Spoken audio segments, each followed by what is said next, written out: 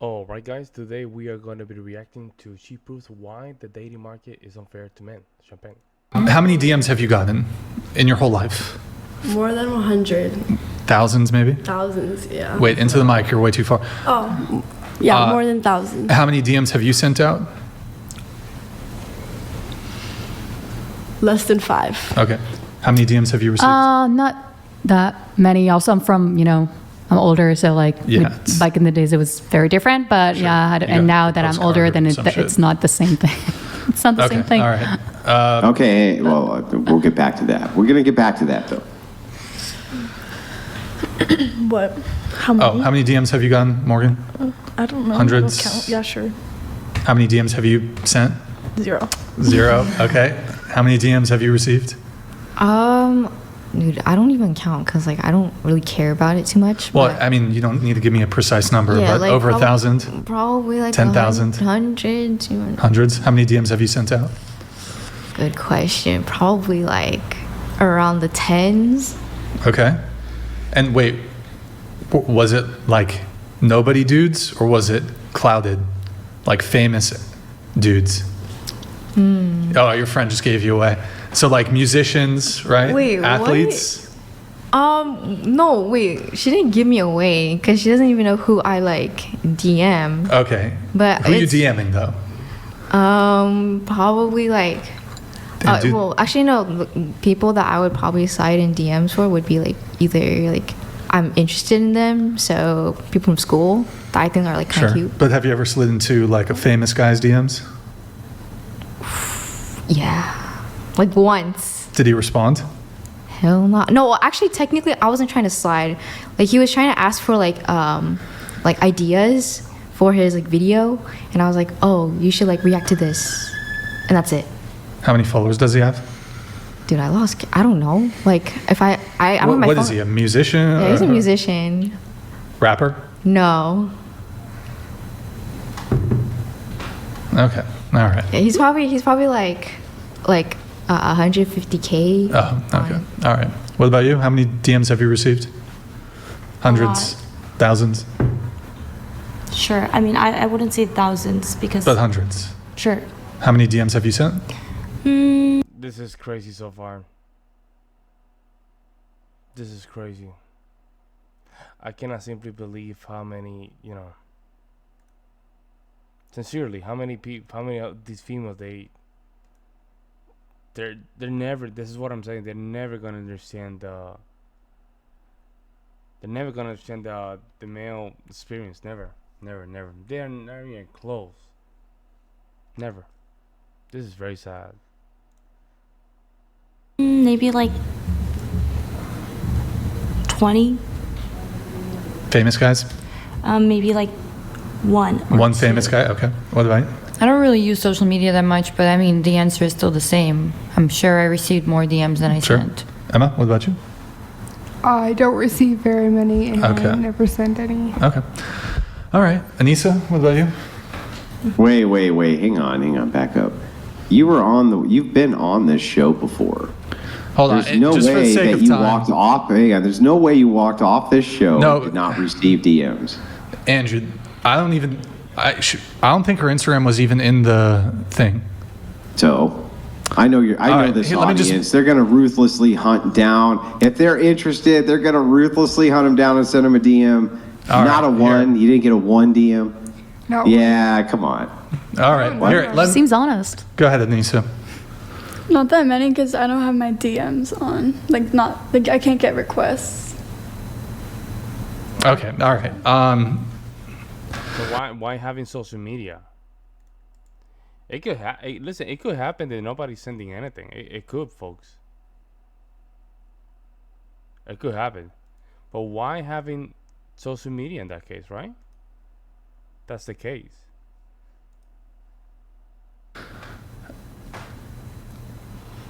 Back to you, Andrew.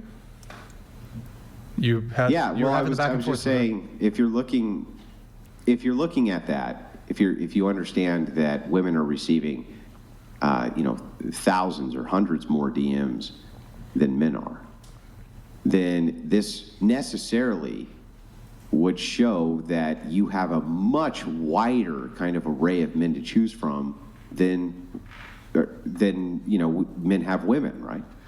But isn't 99% of those DMs just to hook up? So like, yeah, we might have a bigger amount. Yeah, I would think from. so. I think 99.9% of them could be for hooking up, but it gives you still this huge option men don't have, right?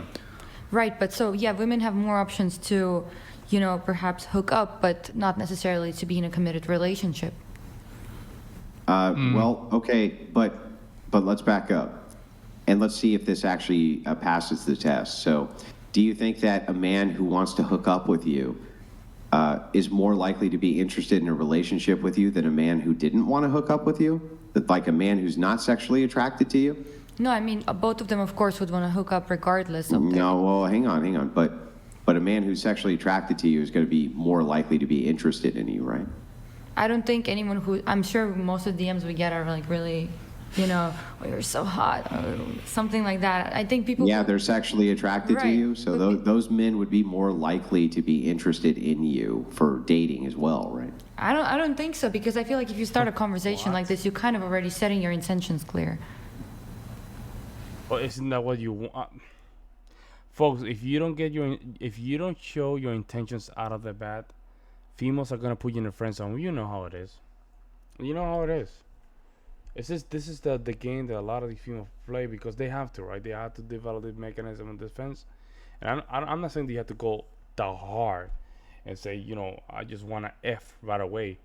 But if you don't put your intentions right out there, they're gonna put you in the friend zone, and that's the worst feelings ever. What? Like what? What are they sending you? Like, hello, beautiful? Oh man, that really sounds like that guy just really hates your guts. Like, what do you mean? Not hates your guts, but in this day and age, most of the guys who DM, they don't want to pursue anything. They want to hook up. Yeah, maybe you'll change their mind. Maybe they end up liking your personality, but that's not their. Yeah, right. But you have that option. Is the point?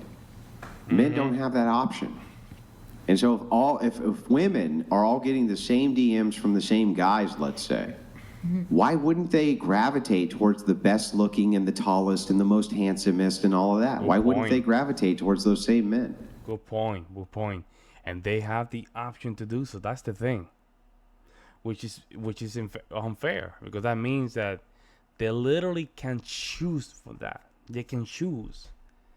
Guys cannot choose. We can't. Yeah, I'm sure they do. So now you've run into the problem of hypergamy. And hypergamy is showing, okay, now the marketplace is completely open. But now those top tier men, all the women are pursuing them, and all of the other men, they're not getting pursued. Yeah. And they're not pursuing because they can't compete with that higher echelon of men. Yeah, I feel that's a phenomenon. The reason the entirety of the dating market is screwed is because of this one principle of localization versus globalization when it comes to dating. Anyway, go ahead. I just think that's a phenomenon that existed before too. It's just show me exponential. Where did now. It exist? Where did this phenomenon exist before the internet? In the cities, like that the hottest. How could it have existed in the cities? No, I mean like that's not just an internet thing that like. Women are the gatekeepers, and they're going to be hit on more than like men are going to be hit on, and like I'm just saying. Yeah, sure, I agree with you. The idea here is not that women are going to get hit on more than men. The idea here is that if you only have a localized pool of men to choose from, you're going to pick one of that localized pool.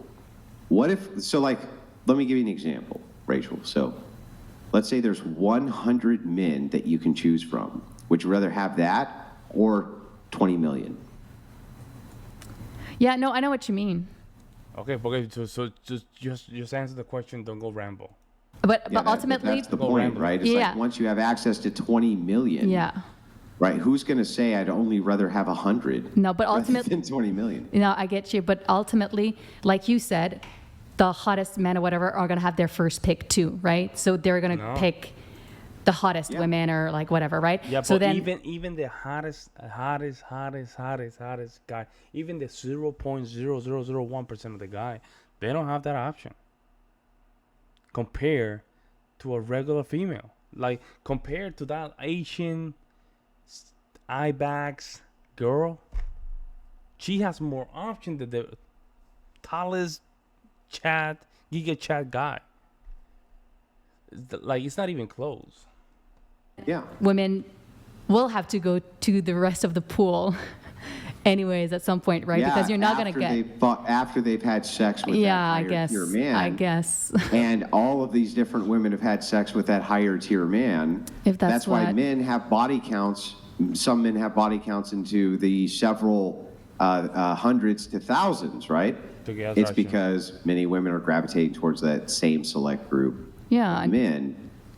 So it's like, okay, that's great, but if you're holding out for that man, what happens to you? You're wasting years, right? And so that's why women get married later in life.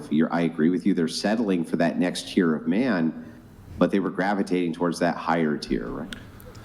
And that's why females get divorced, because they're marrying or settling with a guy that they're not attractive in the first place. They think that they can lie to themselves through attraction, but they can't. They're not built like that. It's not their mechanism.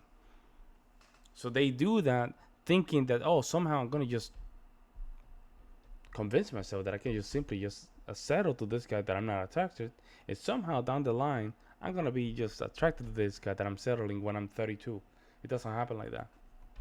Yeah, and I think the problem is that's how women nowadays kind of value themselves. Agreed. You know, and I think that's the deeper root problem, where you think if you have sex with this dude that doesn't really give a fuck about you and it's not going to give you something stable long term, whatever, but then you had sex with the hot guy, but then okay, and then you got the attention, you got anyways, my point is the values, the core values are not at the right place. Yeah, no, I agree with that. The core values may not be there. All right. Prescriptively, that's true. But descriptively, I'm just talking about what is happening. Yeah. What is happening is that we've opened up the marketplace for dating. And you can date a guy right now in Ohio, right?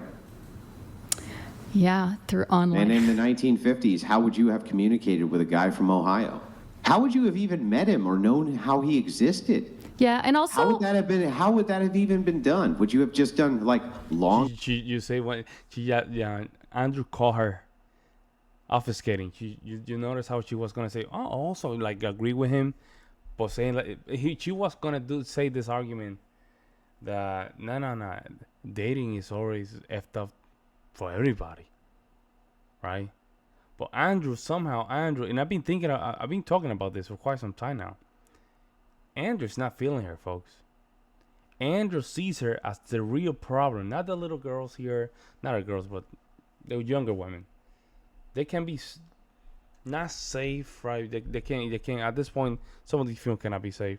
But millennial lady over here, 39-year-old, what she's doing is she's not helping the younger generation. She's not. That's why he's going a little bit strong on her. Distance letter writing to each other after you happen to stumble into him in your local community, right? Yeah. It would not have been very easy, but right this second, if a guy from Ohio DMs you who's 6'2" and 6 figures, boy, it's really easy to communicate with him, isn't it?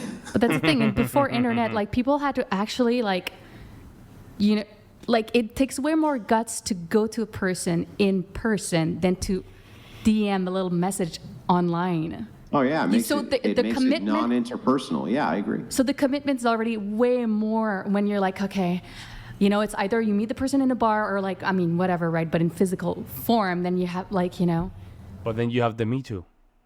You guys created Me Too, so here we are. You cannot make this stuff up, folks. You created Me Too, so here we are. Now what?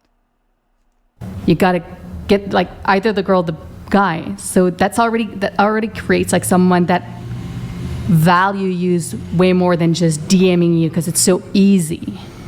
Well, as somebody points out, they say, what about pen pals? Well, I think that pen pals existed, sure, but you had to meet them. Right? You had to still meet them locally somewhere. But you don't have to meet people locally anymore. Yeah. You can go on a dating profile and you can post you. You can be here's my face and here's my body and I like hiking and walks on the beach and all that bullshit, right? That's all you got to do. Yeah. And then the guy from Ohio finds you, right?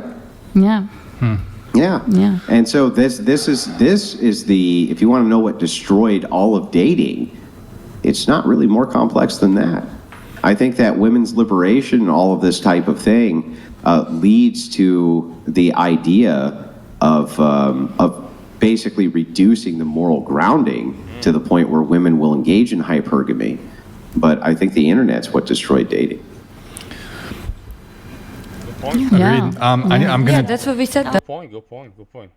Yeah. Yeah. I'm a lady. Nobody want to hear you. Nobody. Lady in the middle here with the glasses. Nobody want to hear you. Let me know what you guys think. I'll see you next one.